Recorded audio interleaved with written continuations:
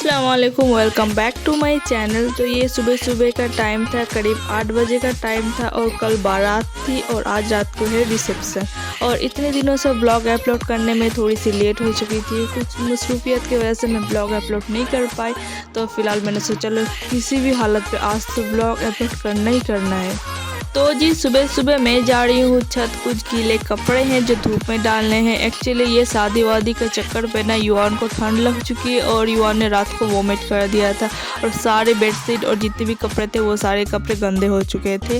वो सारे कपड़े को सुबह सुबह मैंने तो धोया, धोने के बाद अभी जा रही हूँ छत, वो सारे कपड़े को धूप में डाल दूँगी और जितने तेज़ धूप है ना दिन मान में सूख जाएगा। और यहाँ पे ये देखिए बावर्ची लोग भी ना बहुत ज़ोरों शोरों से अपना काम स्टार्ट कर चुके हैं। आई थिंक बहुत अर्ली मॉर्निंग से इन लोगों ने स्टार्ट कर दिया था। जब मैं 8 बजे छत पे गई ना उस टाइम पे देखा कि दाल 70% कुक हो चुका था और आटा भी गूंथ चुकी थी पूड़ियाँ करने के लिए, सिर्फ फ्राई करनी बाकी थी। और आई थिंक 9 बजे के अंदर अंदर ना हम लोगों का ब्रेकफास्ट भी हो जाएगा, क्योंकि जाहिर सी बात है रात को रिसेप्शन है, 1000-1100 इंसान का खाना खाना है, तो वो सारा भी इन लोगों को ही प्रिपरेशन करना है ना। तो ये फटाफट से लंच और ब्रेकफास्ट समेटेंगे, उसके बाद ही रात का खाना खाने का प्रिपरेशन स्टार्ट होगा।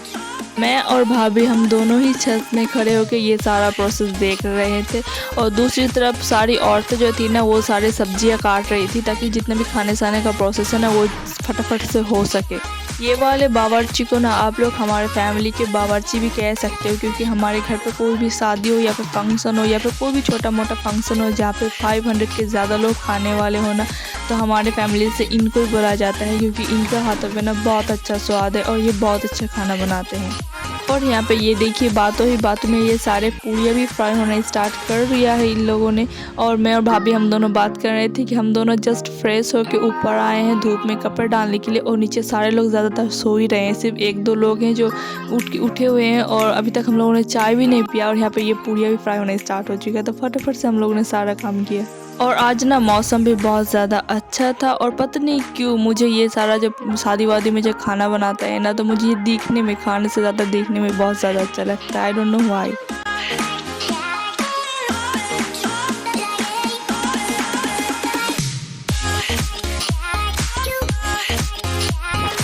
और जी यहाँ पे ये देखिए चाय शाय बनने का जितना भी प्रोसेस है वो सारा भी स्टार्ट हम लोगों ने कर दिया था, मैंने और भाभी ने। सच कहूँ तो ये 3 टिप है, मतलब 2 बारी चाय बन चुका है, ये तीसरा वाला चाय बन रहा है, इसलिए पतीला का हाल कुछ ऐसा बन चुका था। सारे गेस्ट और फैमिली मेम्बर जितने भी थे वो सारे को हम लोगों ने चाय सर्व किया, उसको खुद भी चाय पिए और फ्रेश होने के बाद हम लोग आ गए थे यहाँ पे दुल्हन को देखने के लिए, मैं और भाभी।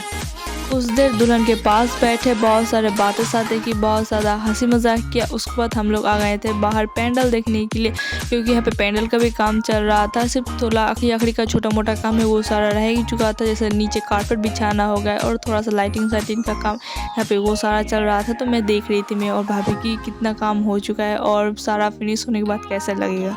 और जी ये था हम लोग का बाहर का गेट जो दिखने में बहुत ज़्यादा ब्यूटीफुल था और सारा ही फ्लावर से डेकोरेट किया गया था। और जब इसमें रात को लाइटिंग पड़ेगी ना तो ये और भी ज़्यादा ब्यूटीफुल लगेगा देखने पे।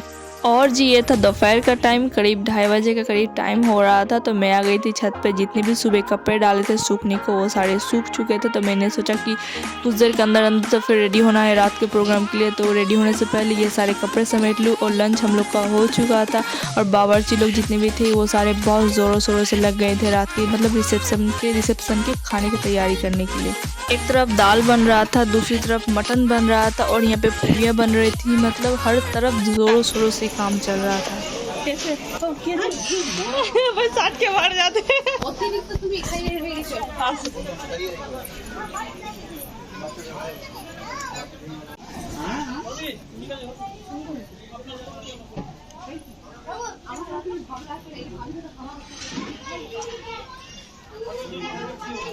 বা এই তো পাত্তা দিচ্ছে না তুমি না সকাল থেকে। कब नहालिस, कब कपड़ा पहनलिस, जीवा दांत में चाप के घुर रहा।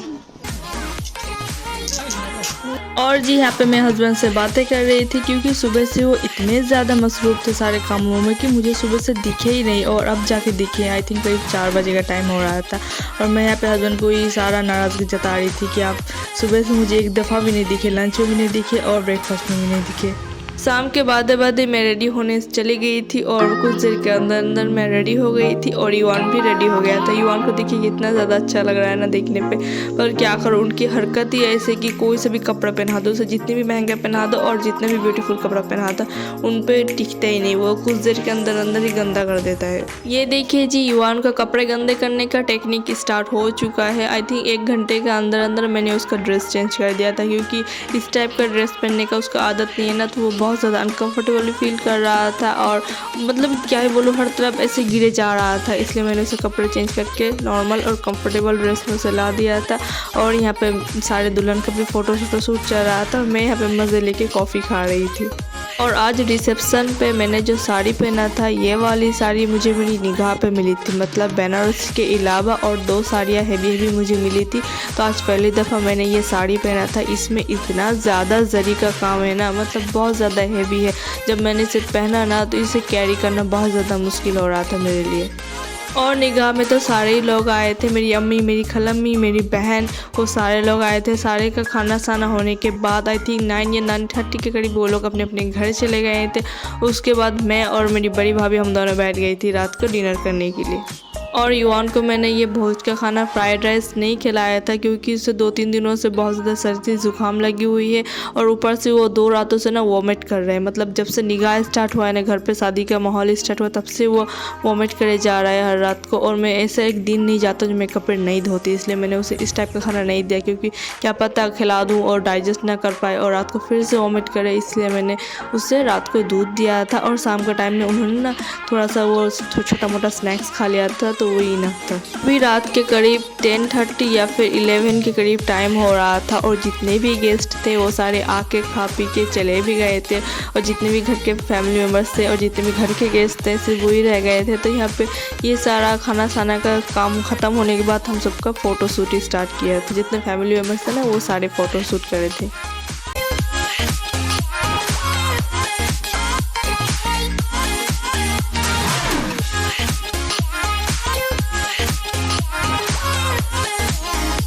तो जी बस यहीं तक मैंने रिकॉर्ड किया था, इससे ज़्यादा मैं रिकॉर्ड नहीं कर पा रही थी, क्योंकि एक तो मैंने बहुत हैवी साड़ी को वेयर किया हुआ था अपने ऊपर, तो मुझे चलने फिरने में बहुत ज़्यादा प्रॉब्लम हो रहा था। ऊपर से युवान भी बहुत ज़्यादा शरारतें कर रहा था और इतनी ज़्यादा रस था ना भोज में, क्योंकि मुझे युवान के ऊपर नज़र रखना पड़ रहा था, क्योंकि वो इधर उधर चले ना जाए, उसे चोट ना लग जाए, क्योंकि उससे तबीयत भी ख़राब है ना, इसलिए। तो जी यहाँ तक इतने ही, मिलते हैं नेक्स्ट ब्लॉग में, तब तक के लिए अल्लाह हाफिज़। प्रोग्राम ख़त्म होते होते ना मेरी फेस की हालत कुछ इस तरह से हो गई थी, लग रहा है कि सारा ग्लो ही उड़ के भाग गया मेरा फेस का।